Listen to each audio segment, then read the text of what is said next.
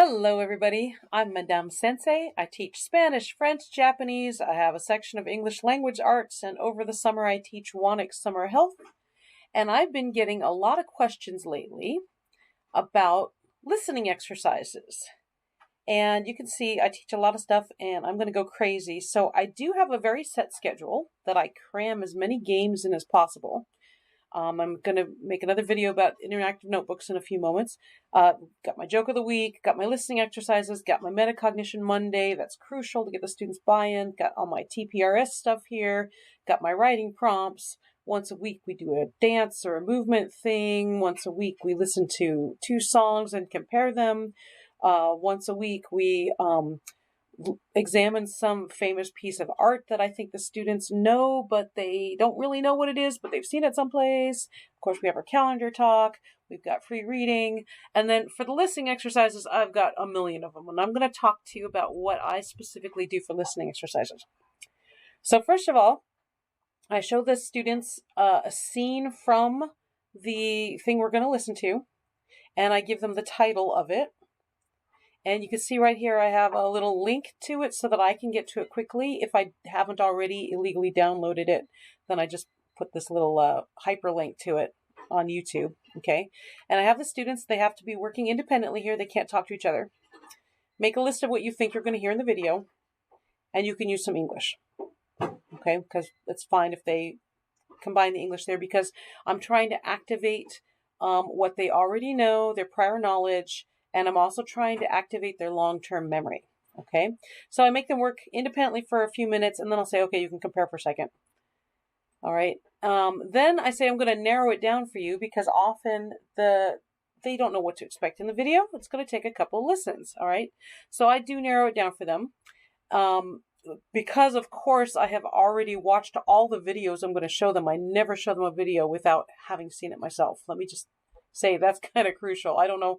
I have colleagues who show things without really knowing what they are. You've got to do that. Okay, so here I'm narrowing down. These are some specific things you should be listening for, okay? And then, are you ready? But before we listen, I want you to think about, were you correct in your prediction? What do you want to add? What do you want to fix? And here you have to be writing in the target language. Okay, so we listen, and then I let them buddy up at this point. Okay, now you can talk to somebody else. Maybe 2 people, but I don't really want it to be 6 people because only one person is doing all the talking, you know? So find somebody to talk to, compare your lists, compare your corrections. Were you right? Were you wrong? What are you going to subtract? What are you going to add? What are you going to listen for the next time? Oh, and I should also mention that every time we do a listening exercise, the videos are no more than 5 minutes long. This is not my entire class period. These are short things. Ideally, the videos are 3 to 4 minutes. Okay? So what are you going to listen to the second time? All right? While you're listening, think about, where do you agree or disagree? What didn't you understand the first time that you understand now? And what words are you figuring out? Because maybe they don't quite know a word, but they've got the initial sounds. And I also tell them spelling does not count on this. This is a listening exercise. Spelling does not count. All right, and then we listen again. So we've listened to the video twice. Okay, now we reconstruct whole class. What's going on in the video? And this is just kind of a free-for-all of students shouting out things, which is great. And then I've got all this blank space here so I can write on my smartboard as we reconstruct it. And then we listen one more time. Sometimes we don't listen one more time. Sometimes it's literally played out at that point. I'm like, yeah, we've already spent 15 minutes on this and I've got other games to play today. But ideally, we'll listen a third time and they can really say, oh, I got it now. Okay, so I used to be a professional translator. Look at this. Lo and behold, I have an Internet Movie Database page. I didn't know that. So I can really, really get into this. I love the career technical education side of interpreting. So I really focus on that when I'm teaching my students this. So when you're looking for good videos, these are my suggestions. These are ideas that you can think of. Start with comedy skits, okay? Everybody loves comedy. And if there's something that the students are already familiar with, at the time Mad TV was on, Saturday Night Live, of course, always popular. The Simpsons, I love The Simpsons, so I've got a lot of Simpsons stuff here. There's funny YouTubers, of course. Here's Stephen Colbert, my very favorite Japanese show, Kaso Taisho. Commercials are great. Commercials are really short. And if you can find a funny commercial, that's even better. And they're so visual. It's going to help you a lot. Commercials include commercials for movies. Okay? I'll just put one movie up here. But there's lots and lots of good ideas out there. Short cartoons. I think I started doing the listening stuff when I had like 100 million things. And it's like, there's never enough time to watch all of these. Why do I have all these kicking around? And I realized, I can be more intentional about using them. We're studying this, and here's a short cartoon that has to do with it. So there's millions and millions and millions of short cartoons out there that are less than 5 minutes long. Here's Panico Village, which is hysterical. This was just a nice little animated Le Arrangeur, which, I love stop motion animation. Another stop motion animation. Why do I have all my stop motion animation? Caillou. I gotta say, I hate Caillou. My students love Caillou and keep asking to watch because they remember fondly from their childhood. So, okay, I can throw it in as a listening exercise, and I'm not like driven crazy about it. A lot of really great folk tales you can find in short form. There's a lot of people just experimenting with computer animation right now, so there's a ton of stuff on YouTube.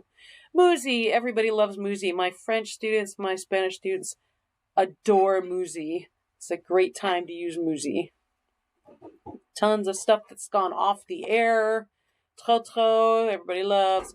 There's some really funny Mickey Mouse shorts. They are really, look, this is only 3 minutes long. This is all in French. There's no English whatsoever. Mickey is helping Minnie in her croissant boulangerie de croissant. Okay. Here's one where he's visiting Barcelona for the running of the bulls. And it's really funny, very visual, very, very simple language. Then think about who are the famous YouTubers that your kids are probably, maybe the algorithm's going to start targeting them for these YouTubers. So start, if they're interested in it, they can look them up on their own. So there's Parole de Chat. I love that. Of course, who doesn't love talking animals? We do, now this is a little bit longer than my 5-minute limit, but we talk a lot about population pressures in the big city, and there's a lot of really good YouTubers about just following people who live in tiny homes. So that's very interesting to me. Un Mundo Sin is pretty good for Spanish. I love Casi Creativo.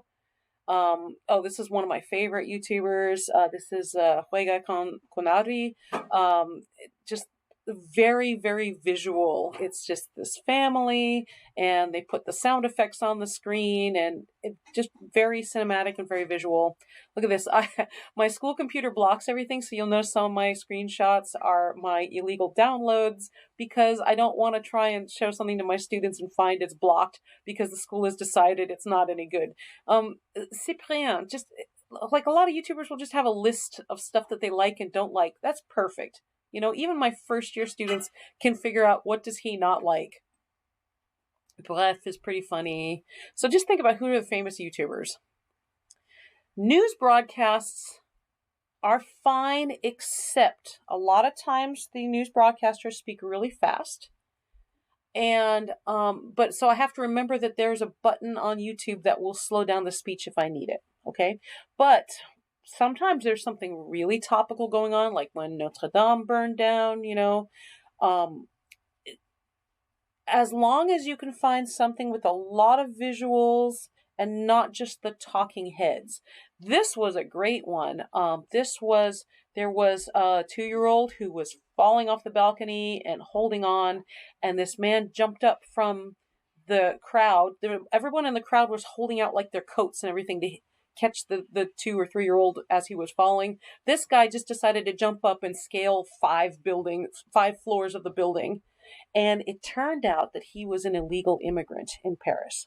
because of course there's a lot of people, during colonialism, a lot of people got convinced, hey, it's okay that we're taking over you because you're actually part of our country. So then they come to the country and they're surprised that they can't really get it. But anyway, that's a whole issue, which was great to discuss with the students. So this guy was a real hero because he's he's drawing attention to himself. All right, so he goes up, and the neighbor, you can see the neighbor can't quite reach the kid. He's there's a pole, like a wall between them, so he can't reach the kid, but he's desperately trying to hold on to the kid. This guy just scales up 5 buildings. This was great. This was fabulous, and there was a lot of news reports on it, so we could really talk about it, and we could talk about immigration.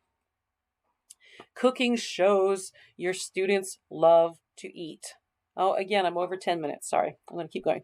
Your students love to eat. They love food. They're fascinated by food. Find some cooking show about something very topical. I forgot my Spanish ones here. I was like, what else do I need to take screenshots of? Special interests. Your students have a lot of special interests. Okay. So tap into it. All right. What are they into? I should also say that I don't do music here because I have a dedicated time where we listen to music. So if it's going to be something about music, like La Cora, it's a musical instrument, it's really cool. It's going to be talking about the instrument and then maybe a little bit of listening to the instrument, but it's not going to be any kind of song or jingle. I'll talk about that. I guess we did talk about commercials, right?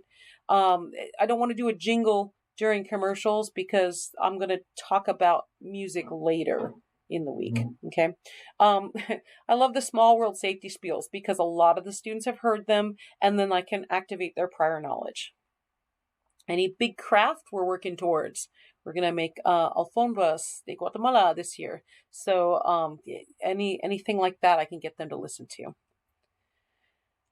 There's a lot of times where I want to show a movie in class, but it's like, we're just not going to get to it this year, or the movie is too difficult for my students. I only teach Spanish 1, and there's a lot of stuff that's just inaccessible to them, but it's like, I really want to show you this thing.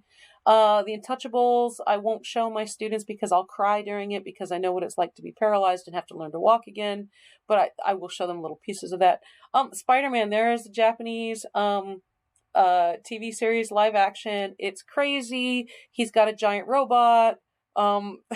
I won't show them a whole episode unless they're really into it. I've only ever had one class that was really into it, but everybody else can see a little bit of it. That's because it's funny. It's hysterical. El Chapulín Colorado. I love El Chapulín Colorado, but I don't have any subtitled versions. It's too difficult for my Spanish 1 students. This is my chance to show them a little bit of it so that they understand when we're going outside and I scream, "Sígame los buenos," they get my jokes. Oh, La Leyenda. This is such a fabulous series, and I know Netflix rebooted it with the characters a little older, but the movies are really funny, but I don't have them subtitled, and the students they don't understand what's going on. So I can show them little bits and pieces of it.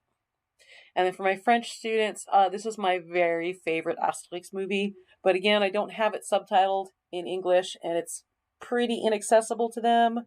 But I can show them little pieces of it. So, video games. I love video games. So let's play video games are great. I got here a screenshot of I teach my Spanish students the verb encontrar because we're watching a teeny little. It's only it's a minute and a half long. It's a Fortnite map. And this guy is looking for some mochila, and the students know Fortnite. They might know the map. They definitely know the things he's looking for, and so they remember this verb better. Sports broadcasts. All right, so I'm a bit of a nerd. Don't understand a lot of sports, so I wait for my students who are really, they're soccer enthusiasts, and they can tell me what great things just happened in the soccer game, and then I can find it in that language. Whatever. So that's fine. But I do love Le Tour de France. So we talk about that a lot. Sumo, I think, is very interesting, so there's a lot of stuff. Pétanque. I teach my French students how to play pétanque. So, we can watch some videos about pétanque in French before we go outside to play. And then finally, there's a bunch of textbook videos, and some of them are very, very dry. But some of them are kind of cute and very cheesy. Okay, Beyond D has this really, really cheesy téléroman It's just about some school friends, and it's just cheesy. Okay, so sure, my students can get into it little by little. Oh, here's a bunch that I have here. There's extra should have the circle around the A, but I can't do that in my computer because it'll get confused. Realidades, which became auténtico. I don't really use the videos all that much, but I love this one, and it's so badly acted. It's really funny. But there's a little hamster running around the class, so I can show a couple of textbook videos, and it's okay. The students are listening for what they should be listening for, right? Okay, so a word of caution. I'm sorry, I'm at 15 minutes now. Word of caution. YouTube Shorts are like the perfect length, but 99% of them are subtitled. For me personally, this is not the time I want my students to see subtitles. This is the time I want my students to be listening. And if they're seeing the subtitles, then they're using their reading skills, which is great when I show a movie in class. And on Fridays, I always show 10 to 15 minutes of a movie, depending on how fast they do their weekly verb quiz. Those are my targeted listening exercises also, and those are always subtitled, okay? They're either subtitled in the target language or they're subtitled in English, just so that the students have that extra support as they're listening, because the movies are a little more involved than what I'm doing here. So YouTube Shorts, although they are the proper size, I suppose if I were like really tech savvy and I felt like covering over the bottom of the screen, I could do that. So just that's how I do these specific listening exercises. Okay, so comment below if you've got your favorite videos. Let us know where they're at. You know, I didn't tell you anything at all about Italian or German or Greek or anything like that. So if you teach another language, let us know what you're teaching and what are your favorite videos, and we'll just make a giant list below of some good stuff to show your students. So, thank you for staying with me. I went way over time. So hope to see you on the next one.